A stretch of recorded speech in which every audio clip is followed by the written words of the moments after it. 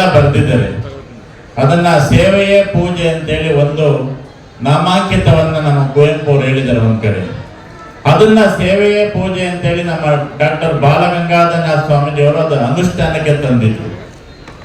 ಯಾರು ಹೃದಯ ಶ್ರೀಮಂತಿಕೆ ಇರ್ತಾರೋ ಅವನ್ನೆಲ್ಲ ಕಟ್ಟ ಕಡೆಯ ವ್ಯಕ್ತಿನೂ ಕೂಡ ವೇದವನ್ನ ಕಲಿಬೇಕು, ಆಗಮವನ್ನ ಕಲಿಬೇಕು, ಗರ್ಭಗುಡಿಗೆ ಹೋಗಿ ಪೂಜೆಯನ್ನ ಮಾಡುವಂತ ವ್ಯವಸ್ಥೆಯನ್ನ ನಮ್ಮ ಪೂಜ್ಯ ಡಾಕ್ಟರ್ ಬಾಲಗಂಗಾಧರನಾಥ ಸ್ವಾಮೀಜಿಯವರು ಅಂಬೇಡ್ಕರ್ ಕಂಡಂತ ಕನಸು, ಬಸವಣ್ಣ ಕಂಡಂತ ನನಸು, ಎಲ್ಲ ದಾರ್ಶನಿಕ ವ್ಯಕ್ತಿಗಳು ಕಂಡಂತ ಕನಸನ್ನ ಬಹಳ ಆದರ್ಶ ಪ್ರಾಯವಾಗಿ ಇಟ್ಕೊಂಡು ಇವತ್ತು ಆದಿಚುಂಚನಗಿರಿ ಮಹಾಸಂಸ್ಥಾನ ಮಠದಲ್ಲಿ ಇವತ್ತು ಮಾದಾರ ಚೆನ್ನಯ್ಯ ಗುರುಪೀಠದ ನಮ್ಮ ಶಿಷ್ಯನು ಕೂಡ ಆಧ್ಯಾತ್ಮಿಕವಾಗಿ ವೇದ ಉಪನಿಷತ್ತುಗಳಾಗ್ಬೋದು, ಆಧ್ಯಾತ್ಮಿಕ ಚಿಂತನೆಗಳಾಗ್ಬೋದು, ದೂರದೃಷ್ಟಿಯ ಒಂದು ವಿದ್ಯಾಭ್ಯಾಸವನ್ನ ಅವನು ಕಲೀಲಿಕ್ಕೆ ಎಲ್ಲಿ ವ್ಯವಸ್ಥೆ ಇದೆ ಅಂತ ಅಂದ್ರೆ ಆದಿಚುಂಚನಗಿರಿ ಮಹಾಸಂಸ್ಥಾನ ಮಠಕ್ಕೆ ತಂದು ಕೊಡುವಂತ ವ್ಯವಸ್ಥೆಯನ್ನ ಅವರು ತವರು ಮನೆಯಿಂದ ತಿಳ್ಕೊಂಡಿದ್ದಾರೆ. ಆದಿಚುಂಚನಗಿರಿ ಮಠ ನಾವೆಲ್ಲ ಅಣ್ಣ ತಮ್ಮಂದಿರಾಗಿ ಪರಮಪೂಜ್ಯ ಜಗದ್ಗುರು ಬಾಲಗಂಗಾಧರನಾಥ ಮಹಾಸ್ವಾಮೀಜಿಯವರು ಹಾಕೊಟ್ಟಂತಹ ಮಾರ್ಗದರ್ಶನದಲ್ಲಿ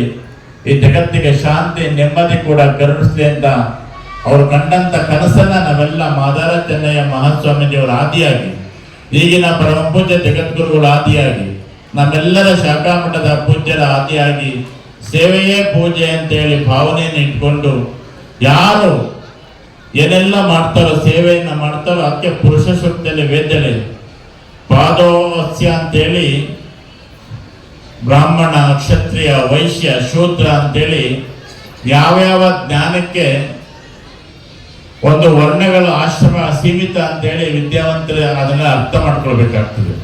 ಮನುಷ್ಯ ಹುಟ್ಟಿದ ಮೇಲೆ ನಾವೆಲ್ಲ ಭಗವಂತನ ಕೃಪೆಯಿಂದ ಹುಟ್ಟಿದ್ದೀವಿ, ಕೊನೆಗೆ ಹೋಗ್ತೀವಿ. ಆದ್ರೆ ಮಧ್ಯದ ಇರುವಂತ ಜೀವನವನ್ನ ಸುಂದರವಾಗಿ ಸಾರ್ಥಕ ಮಾಡ್ಕೊಳ್ಬೇಕಾಗ್ತದೆ. ಎಲ್ಲಿಂದ ಬಂದೋ ಎಲ್ಲಿಗೆ ಹೋಗ್ತೀವೋ ಏನ್ ಮಾಡ್ತೀವಿ ಅಂತ ಗೊತ್ತಿಲ್ಲ. ಅದಕ್ಕೆ ಹೇಳ್ತಾರೆ, ಅರಿಯುವುದೊಂದೇ ನಾವೆಲ್ಲ, ಕುಡಿಯುವುದೊಂದೇ ಜಲ, ಉಸಿರಾಡುವುದೊಂದೇ ಗಾಳಿ, ಅರಿಯುವುದೊಂದೇ ರಕ್ತವು ನಮ್ಮಲ್ಲಿ, ಭೇದವು ಏಕಾಗಿ ಅಂತೇಳಿ ನಾವೆಲ್ಲ ಇವತ್ತು ಆ ಧರ್ಮ ಈ ಧರ್ಮ, ಅದಕ್ಕೆ ಸರ್ವಧರ್ಮಾಂ ಪರಿತ್ಯಜ್ಯ ಮಾಮೇಕಂ ಶರಣಂ ವ್ರಜ ಅಂತೇಳಿ ಭಗವಾನ್ ಶ್ರೀಕೃಷ್ಣ ಅವತ್ತೇ ಹೇಳಿದ್ದಾನೆ. ಅದಕ್ಕೆ ನಮ್ಮೆಲ್ಲರಿಗೂ ಗುರಿ ಇರಬೇಕಾಗ್ತದೆ. ಆ ಗುರಿಯನ್ನ ಸರಿಯಾಗಿ ತಲುಪ್ತಾನ ಇಲ್ವ ಅಂತೇಳಿ ಅಡ್ಡದಾರಿಗಳು ಹಿಡಿಬೇಡ್ದು ಅಂತೇಳಿ ನಮ್ಗೆ ಗುರು ಹಿಂದೆ ಬೇಕಾಗ್ತದೆ. ಅದಕ್ಕೆ ಗುರುಗಳಿಗೆ ಅಂತ ಸ್ಥಾನ ಇರುವಂಥದ್ದು. ಅಂಥವ್ರಿಗೆ ಗುರು ಬ್ರಹ್ಮ, ಗುರು ವಿಷ್ಣು, ತ್ರಿಮೂರ್ತಿ ರೂಪದಲ್ಲಿ ನಾವೆಲ್ಲ ಗುರುಗಳ ಆದರ್ಶವನ್ನ ನಾವು ಇಟ್ಕೊಳ್ಬೇಕಾಗ್ತದೆ. ಇವತ್ತು ಈ ಗುರು ತೋರಿದ ದಾರಿಯಲ್ಲಿ ಸಾಕಷ್ಟು ದಾರ್ಶನಿಕ ವ್ಯಕ್ತಿಗಳು 119 ಪುಣ್ಯ ಪುರುಷರು ಬಂದು ಉಪನ್ಯಾಸವನ್ನು ನೀಡಿ ಇವತ್ತು 120ನೇ ಹುಣ್ಣಿಮೆಗೆ ನಮ್ಮ ಮಾದಾರ ಚೆನ್ನಯ್ಯ ಗುರುಪೀಠದ ಜಗದ್ಗುರುಗಳು ಬಂದು ನಿಮ್ಮೆಲ್ಲರಿಗೂ ಅರಸಿ ಆಶೀರ್ವಾದವನ್ನು ಮಾಡಿದ್ದಾರೆ. ಈ ಕಾರ್ಯಕ್ರಮದ ಉದ್ಘಾಟನೆಯನ್ನ ಮಾಡಿ ಕಾರ್ಯಕ್ರಮಕ್ಕೆ ಯಶಸ್ವಿ ಕಾರಣರಾದಂತಹ ನಮ್ಮ ಶಾಸಕರಾದಂತಹ ಬಾಲಕೃಷ್ಣ ಅವರು,